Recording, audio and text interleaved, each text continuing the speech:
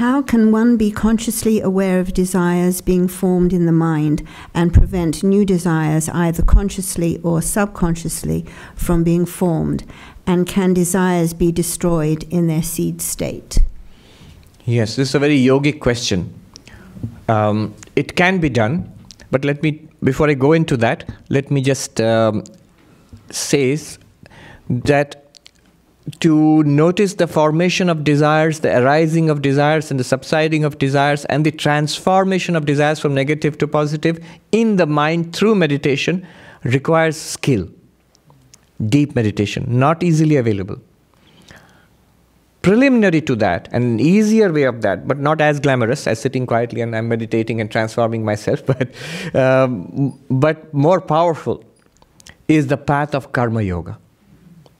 When actually with this body, with this speech, I'm interacting with this world and other people, instead of trying primarily to fulfill my desires. What are my desires? I want to bring all the wealth and happiness and pleasures of the world for this one body-mind. That is selfishness. And even if I do, I'll never be happy. That is selfishness. Rather, let me try to fulfill the needs of others. Let me try to assuage their grief. The golden rule, which is there in every religion, that you treat others as you would have them treat you. That others suffer the way I suffer, others also suffer. The way I am pleased by nice things, others are also pleased. So let me try to remove their sufferings and let me try to give them happiness. That is actually a much more powerful way of controlling one's desires and transforming them. And an easier way. A monk told me, a senior monk once told me when I was a novice. He said, we are ordinary people.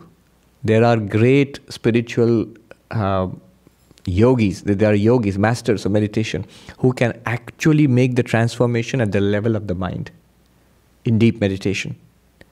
But that's not so easy for us. For most of us, he said, for most of us, we require external struggle. We need to do something in the world to change ourselves. That's why work is there. That's why, in fact, samsara is there. All the desires which drive us to get money and success and compete in the world and get relationships and children and all of that samsara, the whole thing, that's also spiritual because it slowly leads to transformation. If you do it consciously, it is called karma yoga. So that monk told me, most of us, we are ordinary people, we need external struggle. We need to wrestle with the world. If you do it unselfishly as service, the transformation of desires is much faster. It's good. Now, but the question was about meditation. Yes, it can be done. It works in this way. In the Yoga Sutras of Patanjali, which is perhaps one of the oldest manual of meditation that we find, in a commentary written on the Yoga Sutras by Vyasa, there is a very beautiful, he quotes a much more ancient text, Vyasa quotes. What he says is this: Evam vritti samskara chakram aharnisham avartamanam. The cycle of vrittis and samskaras rotates, the wheel of vrittis and samskaras rotates day and night. What does it mean? Notice our thoughts. If you notice carefully, if you introspect, you will see we are not really thinking them. They bubble up from inside somewhere. And then we put them into action. Are you with me? You see, if you notice carefully, simple thing like, I will raise my hand. So I raise my hand. So did you not think it? Did you not do it? No. Before I did it, I thought it. But before I thought it, if I look carefully, the decision I will raise or not raise, somehow there is a subtle impulse coming up from unknown depths, like a little bubble coming up from deep inside a lake. When it comes to the surface, it becomes noticeable. It becomes an impulse. Raise your hand. But I did not actually think it. It came and it sort of took possession. You will see that's how it's functioning. It is bubbling up from inside and then it takes possession of us. Then you make it a conscious thought. Then you say something and do something. Mind, speech, action. Kaya Mano Vakya. Kaya means body, Mana means mind, Vakya means speech. So before anything, the thought bubbles up, becomes a conscious thought, transformed into speech. I say something, I do something. Now, here is the thing. So what can meditation do? These thoughts which are bubbling up from inside, they are from our tendencies. Where are they? Why do particular thoughts come up, particular desires, or particular patterns of thinking? Maybe some people say, I get very depressed. So patterns of thinking, why? The reason is that we have samskaras, tendencies inherited from our past years and past lives. The conditioning is there. And that comes up. That's what bubbles up. And often it is called forth by external circumstances. Now, as it bubbles up, there is a window of opportunity where the tendency as it comes to the surface, and before it becomes an expressed thought at the surface of the mind, before that, there is a point where you can assent to it, you can say yes, or you can say no. That window is very, very small, and we miss it all the time. We mostly function on default. Whatever is bubbling up from inside, that takes control. Some of us, we try to exercise willpower, but willpower doesn't usually work. Why? You may control it once, next time it's more powerful. Control it once and fail twice. That's mostly the case of willpower with most people. Why does it fail? It fails because already it has become an expressed thought at the level of the mind. Then there's a lot of psychic energy in it. So if you try to stop it and push it back down, it takes a lot of psychic energy, a lot of willpower to do that. And no wonder that we sometimes succeed, sometimes fail. What meditation does is, it makes you aware that before it has become expressed at the surface of the mind, when it bubbles up from the seed from unknown depths, you have a moment, a tiny window of conscious choice. Do I allow this?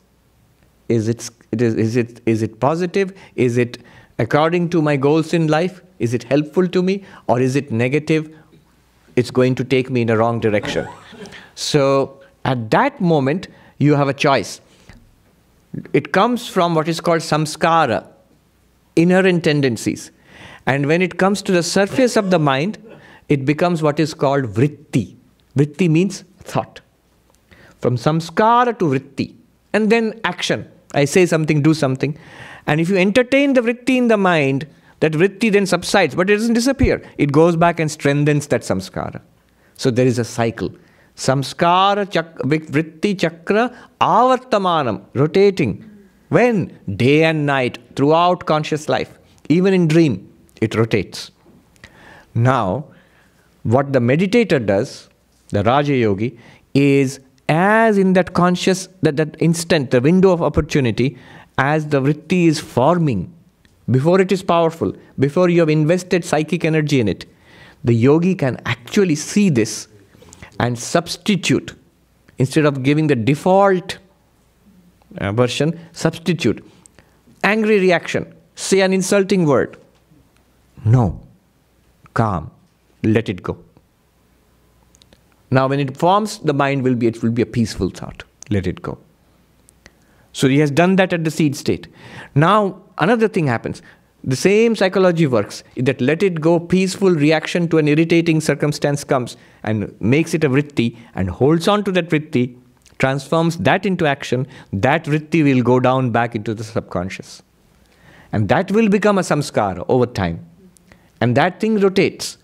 As that rotates, our samskaras also change. What he calls transformation.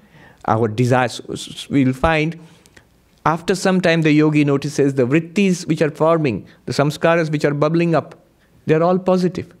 They're all nice. They're all helpful. They're spiritual. What you think you should do, now you want to do that. The conflict is, I have decided I want to be a yogi, and so I have got certain things I want to do. These are things which I should do. But the things bubbling up from inside me are contrary. I want to do that, I should do this immediately. This is conflict. That's at the beginning. The yogi transforms this so that what I want, what I should do is also what I want to do. Then the thing becomes easy. Sri Ramakrishna put it in his very simple way. He used to live on the side of the river, so he would see the fishermen or the boatmen would mightily use long oars to push their little boats out to the midstream. When the boat is in the midstream of the river Ganga, in the current, it just flows with the current and the sail is up. The wind is pushing it along, the current is pulling it along. And the same boatman who was sweating and working so hard now sits at the helm, holds the rudder, and he says he enjoys a smoke. He puffs away and holds the rudder of the boat, and the boat just merrily sails along. He says in spiritual life too, there's a time when you must struggle, push hard, push back until the inner conditioning changes. To some extent it becomes helpful. Some have done it, lucky ones, in their past lives. You're lucky to be born with spiritual samskaras. I see this all the time, especially in a specialized community like the monks. The young novices I have seen in the monastery, all have come to be monks. All have come to be trained in spiritual life. So all have good intentions. And yet some struggle and some sail along merrily. Why? All want it. I mean, want it, at least they have decided, this is going to be my life. This is how I should be. But why the struggle then? Because internally, deep inside, conditioning is what pulls some people back. And some other people, they just sail along merrily. They get up even before the rising bell in the monastery sounds at 3:40 a.m. Even before that, they are up. It can be very irritating if your roommate is one of them.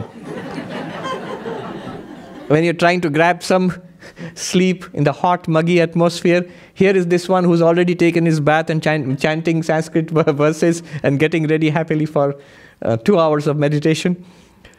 So, how is that person doing it? Some do it by straining. That's not a good idea. Skill is better. I know one of our brothers, one of the young monks, who tried so hard. You wouldn't believe it. He would go, and you can imagine it's 110 degrees in the shade and 100% humidity. Literally drenched in sweat. And then you have to do hard work like serving 20 people on this side and 20 people on that side in the dining hall. And you have buckets and buckets of rice and curry and stuff like that. And you have to go and serve them. It's really hard work. He does it for one batch of monks. After that is done, the second batch he serves. Third batch, where the people who are serving, they're supposed to eat themselves. He serves the third batch too, does not eat himself. Then he comes back to the place he's staying. You will not eat. This is an extreme case, and please, nobody should try it. You know what he does? He plucks leaves and grass and cleans it, boils it and eats that. To prevent himself from sleeping too much at night, he had elevated his bed with bricks on one side, so it will be like an incline, so he can't sleep comfortably. One day he slipped up with an almighty thud, crash, which reverberated throughout the building. So anyway, that is training. That is training.